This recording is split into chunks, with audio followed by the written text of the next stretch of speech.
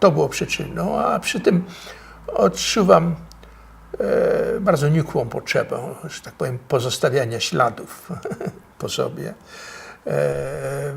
To znaczy, że pod tym względem mam taki dość pesymistyczny stosunek, można powiedzieć.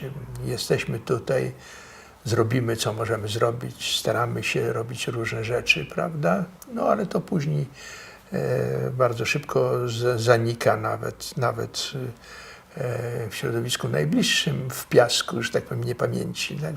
Także tutaj też ja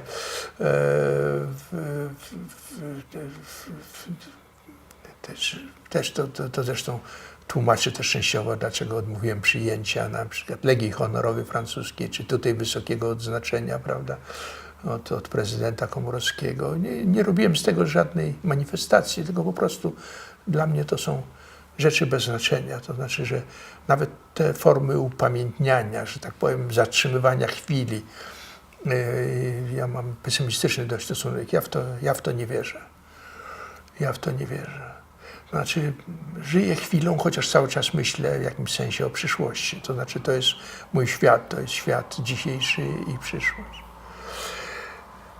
Zmieniłem mój stosunek, no po pierwsze, nalegałeś parokrotnie, prawda, przyjaźnimy się i prawda, trudno im było lekceważyć to. Ale też inne czynniki odegrały istotną rolę. Po pierwsze, z podobną prośbą spotykałem się ostatnio ze strony moich dzieci, prawda. No, córka najstarsza z pierwszego małżeństwa, prawda. Monika, ją zawsze interesowała historia. Znaczy nie pytała mnie konkretnie, ale pytała o świadectwa, przez ojca pozostawione, to co ja mam i różne rzeczy. Myślałem o niej. Ale poza tym mój syn, który jest dziennikarzem francuskiej gazety Le Monde, jest korespondentem, obecnie jest korespondentem w Jerozolimie. On pisze książkę, mówiąc prawdę, niewiele wiemy o tej książce. Wiemy, że to ma być o moim ojcu, którym on jest zafascynowany. Czytał jego jakąś jedną książkę, czy więcej o jego przeżyciach wojennych. Ale to ma być nie tylko o nim. W jakimś sensie to się ma też łączyć, nie wiem jak to ma być połączone z doświadczeniami mojego syna jako korespondenta w Izraelu, więc problem żydowski od tej strony, prawda? I być może jakąś tam historią rodzinną.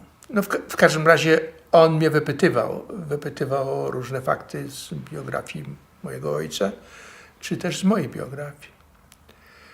No i przede wszystkim moja córka nagrała w czasie zeszłorocznych wakacji i tegorocznych wakacji wiele godzin rozmowy ze mną, czy też właściwie, tak jak teraz, mojego monologu, prawda? Ja myślę znów, że jej motywacje były podwójne. Z jednej strony to jakoś chyba związane jest z przygotowaniem przez nią sztuki o 1968 roku. Zbliża się okrągła rocznica 1968 roku i ona przygotowuje spektakl, który